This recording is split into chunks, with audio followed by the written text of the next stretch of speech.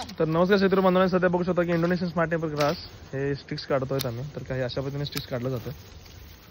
तर हे असं ऊस आणि मक्का क्रॉसला नेपियर ग्रास असतो आणि परत काही अशा पद्धतीने नेपियर असते. उंची असं दाखवा, अशा पद्धतीने बघू शकता की त्याचा स्टिकचा भाग कमी असतो आणि पाल्याचा भाग भरपूर असतो.